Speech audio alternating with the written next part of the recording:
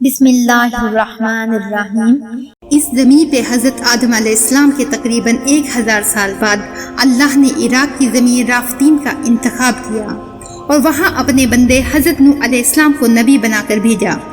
وہ قوم اس وقت دنیا کی بدترین قوم تھی۔ وہاں ظلم کرنا، نفسانی خواہشات پر فخر کرنا، بتوں اور شیطانوں کی پوجا کرنا عام تھا۔ اللہ کے نبی حضرت نوح علیہ السلام بچپن سے ہی ان کو بار بار سمجھاتے رہتے تھے کہ اس کائنات کا مالک ایک اللہ ہے جس نے ہر چیز کو پیدا کیا۔ حضرت نوح علیہ السلام جب اللہ کے دین کی تبلیغ کرتے تھے تو ان کی قوم ان کو اتنے پتھر مارتی تھی کہ وہ پتھروں میں ڈھک جاتے تھے۔ تاریخ نے لکھا تقریباً 950 سال تک آپ تبلیغ کرتے رہے، بار بار پتھر کھاتے رہے، لیکن افسوس سوائے چند غریب اور مساکین کے اور کوئی بھی آپ پر ایمان نہ لایا۔ آپ اپنی امت کے لیے اتنا روئے کہ آپ کا نام ہی نوح پڑ گیا۔ بس اتنے میں اللہ اپنے نبی پر وحی کرتا ہے کہ اے نوح، اب یہ تیری قوم ہدایت نہیں پائے گی۔ حضرت نوح علیہ السلام رو کر اللہ کے دربار میں فریاد کرتے ہیں کہ اے اللہ، یہ انسان ظلم کرنے کو مذاق سمجھتے ہیں، ایک دوسرے کا خیال کرنے کو، مدد کرنے کو بزدلی سمجھتے ہیں، تیری عبادت سے منہ موڑتے ہیں۔ اے اللہ، اس میری قوم کو نیست و نابود فرما۔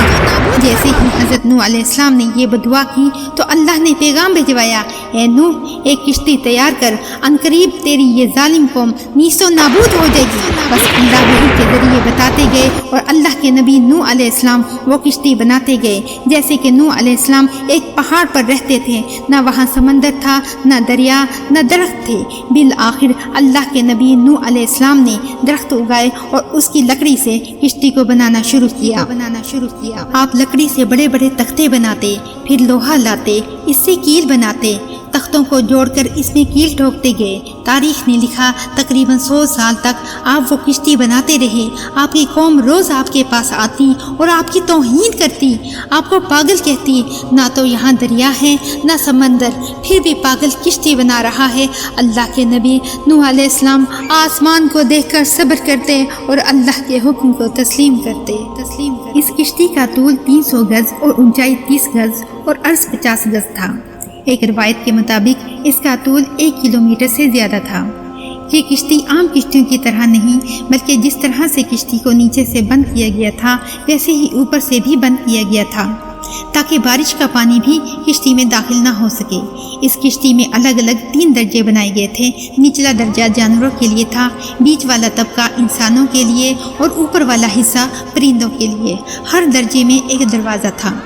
جب کشتی تیار ہو گئی تو اللہ نے فرمایا، اے نوح، اس زمین پہ مختلف جانوروں اور پرندوں کے جوڑوں کو اس کشتی میں سوار کرو تاکہ ان مخلوقات کی نسل باقی رہ سکے۔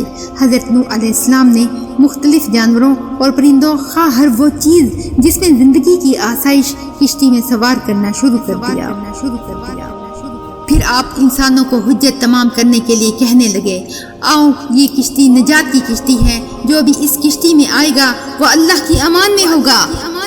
وہ پوری قوم ہنسی رہی۔ تاریخ میں لکھا آپ کے ساتھ تھوڑے سے ہی لوگ تھے جن کی تعداد بعض کتابوں میں 80 بتائی گئی ہے، جن میں آپ کے 3 فرزند اور ان کی بیویاں بھی موجود تھیں۔ اللہ نے اپنے نبی نوح علیہ السلام سے کہا، عنقریب تندور سے پانی ابلے گا اور پوری قوم کو ڈبا دے گا۔ اس بات کو سن کر قوم نوح ہنس ہی رہی تھی کہ اتنی دیر میں تندور سے پانی ابلنے لگا۔ لوگ اس پانی کو دیکھنے دور دور سے آتے، ہنستے، لیکن کچھ ہی دیر میں ان کی ہنسی خاموش ہونے لگی کیونکہ وہ پانی اتنا بڑھتا گیا کہ ان کے تمام گھر ڈوب گئے اور اوپر سے بارش بھی برس رہی تھی۔ وہ کافر یہ سمجھ رہے تھے یہ طوفان کچھ دیر کا ہے، تو یوں وہ اونچے اونچے پہاڑ کی طرف جانے لگے۔ ان کافروں میں اللہ کے نبی نوح علیہ السلام کے بیٹے کنان بھی شامل تھے۔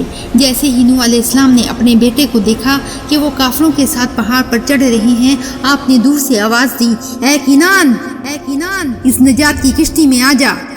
تو کنان اور اس کی ماں بولی، ہم تھوڑی ہی دیر میں پہاڑ کی چوٹی پہ پہنچ جائیں گے اور پانی وہاں تک تھوڑی آئے گا۔ بس وہ پانی اتنا بڑھتا گیا کہ کہیں بھی نہ کوئی پہاڑ نظر آ رہا تھا، نہ کوئی درخت نظر آ رہا تھا۔ بس وہی بچے جو اللہ کے نبی نوح علیہ السلام کی کشتی میں سوار تھے۔ اس وقت پانی زمین پہ 10,000 گز بلند تھا۔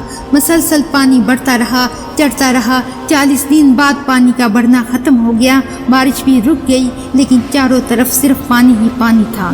تقریباً 5 ماہ تک کشتی پانی میں ہی طواف کرتی رہی، کسی جگہ پہ نہ ٹھہری۔ بالآخر دریائے دجلہ کے مشرقی سمت میں ایک پہاڑی جس کو کوہ ارارات کہتے ہیں، اس کی ایک چوٹی کا نام جودی ہے۔ اس چوٹی کی اونچائی تقریباً 13,000 فٹ ساحلی سمندر ہے۔ کشتی نوح اس چوٹی کو لگ کے ٹھہر گئی۔ یہ تاریخ 10 محرم اور جمعے کا دن تھا۔ بس اللہ کے نبی نوح علیہ السلام نے ایک کبوتر کو بھیجا کہ دیکھ زمین پہ پانی خشک ہو رہا ہے یا نہیں۔ کبوتر گیا اور زیتون کی ٹہنی اٹھا لایا۔ اللہ کے نبی نوح علیہ السلام نے اللہ کا شکر ادا کیا اور یوں رفتہ رفتہ پانی کم ہوتا گیا۔ آپ اور آپ کی جماعت تقریباً 5 ماہ تک جودی پہاڑ پر ٹھہری۔ آپ نے تمام پرندوں اور جانوروں کو آزاد کیا۔ اس پہاڑی پہ اللہ کا شکر کرتے رہے، ذکر کرتے رہے، دنیا کو پھر سے آباد کرنے کی سوچ میں مگن رہے۔ تاریخ نے لکھا آپ کے بیٹے سام جس سے عربی نسل چلی، دوسرے بیٹے حام جس سے سوڈانی نسل چلی، اور یافت جس سے ترکی نسل چلی، اور یوں آپ اور آپ کی اولاد نے دنیا کو پھر سے آباد کرنے کا فیصلہ کر لیا۔ تقریباً طوفان کے 60 سال بعد اللہ کے نبی نوح علیہ السلام اس فانی جہاں سے دارالبقا کی طرف کوچ کر گئے۔ اللہ نے فرمایا کہ کشتی نوح کو ہم آنے والی نسلوں کے لیے عبرت کا نشان ٹھہرائیں گے۔ تحقیق کرنے والوں نے بتایا ہے کہ کشتی نوح کے باقیات مشرقی ترکی میں واقع کوہ ارارات پہ ملی ہیں۔ یہ کشتی ویسی ہی ہے جیسے اللہ کے نبی نوح علیہ السلام نے بنائی تھی۔ سلام ہو انسان کی نسل کو پھر سے زندگی دینے والے اللہ کے نبی نوح علیہ السلام